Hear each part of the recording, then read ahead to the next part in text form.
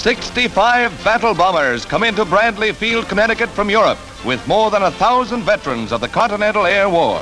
Home at last with 30-day furloughs. It's a dream sealed with a kiss.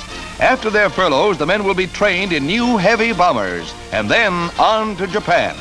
But now the only thoughts here are to sort their clothing and gear and head for home as soon as possible. These are the types of American youth who broke the back of the Luftwaffe.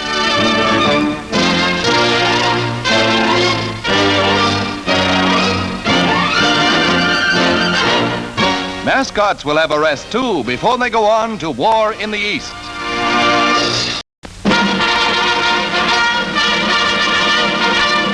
President Truman has appointed Judge Lewis Schwellenbach of Spokane, Washington as Secretary of Labor, the first of 3 new cabinet nominations.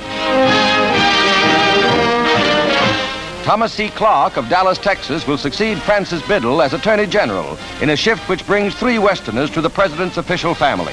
Mr. Clark has been Assistant Attorney General under Mr. Biddle.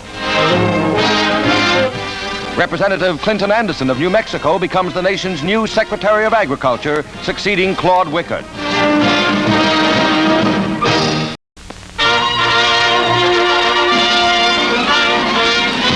Secretary of State Edward R. Stettinius calls for full liberty for people throughout the world.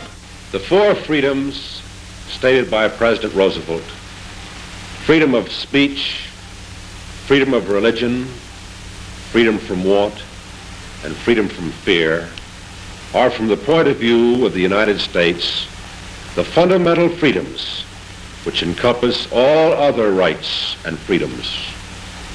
The United States government will work actively and tirelessly, both for its own people and through the international organization for peoples generally, toward the protection and the promotion of these rights and freedoms.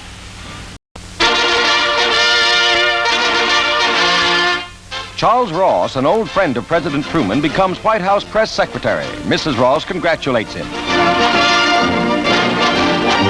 Steve Early looks over the commission with his successor. Mr. Ross undertakes one of the Capitol's most difficult jobs. One of the president's forward-looking acts is to seek the advice of former President Hoover in the administration of food relief to Europe. Arriving at the White House, Mr. Hoover is greeted by the president, who will benefit by Mr. Hoover's vast experience in food administration during World War I. A wise counselor in time of need.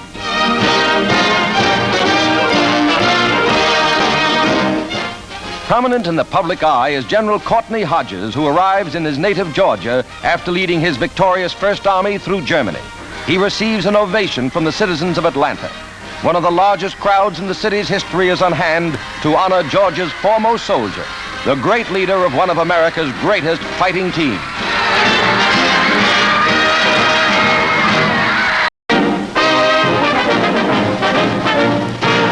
Sensation of this year's baseball season is one-armed Pete Gray of the St. Louis Browns. Despite his handicap, Pete asks and gives no favors, standing right up there with the best of them. He played 2 years for Memphis and came to the big leagues on his own merits. His arm was lost when he was 6, but that didn't kill his spirit nor his dreams of making the big leagues. His batting average is good, though most of his hits are singles. Even when he grounds out, he gets the plaudits of the crowd.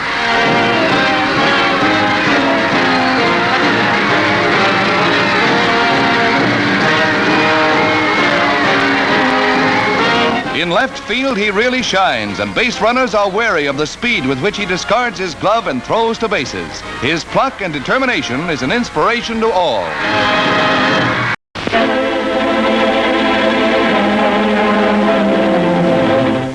Heroic dead of a combined Army and Marine force mark the grim battlefield of Okinawa, where one of the bloodiest engagements of the war is being fought. Thousands of Yanks have been wounded, and other thousands have sacrificed their lives to drive a fanatical foe from this vital base, the doorstep to Japan itself. A canine hero suffers a wound, spotting ambushed Japs, but collects a souvenir. The 62-mile island contains many airfields and naval bases valuable to our Pacific strategy. Admiral Nimitz congratulates our troops and watches the battle's progress.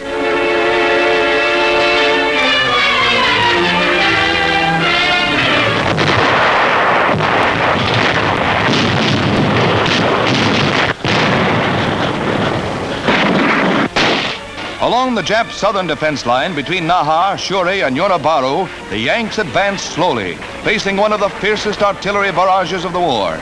In a few hours, the enemy poured 10,000 shells into a front of only 9,000 yards. Each small advance is gained by sheer grit in the face of withering fire from a suicidal enemy being slowly hammered back into the hill.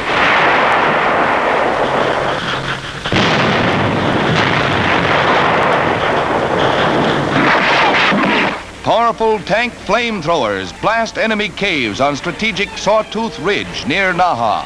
Newsreel, Signal Corps, and Marine cameramen risked their lives to film the furious action near Sugarloaf, Conical, and Chocolate Drop Hills, and other cave-entrenched Jap positions.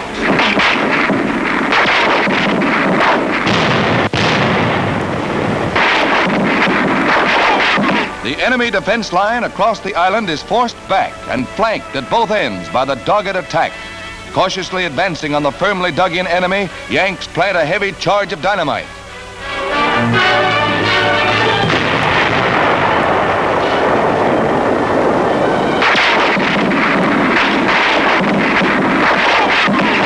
Tens of thousands of dead Japs litter the battlefield. In the southern part of the island, less than 25,000 of the original garrison of 80,000 Japs are cornered.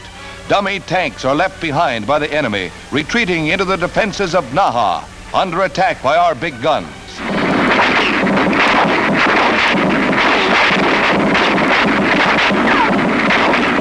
The going is brutal and our casualties are high, but Okinawa stands squarely across the road to Tokyo and the China coast. It's the next big step toward victory over Japan, a victory that can only be won by work, war bonds, and heroic sacrifice.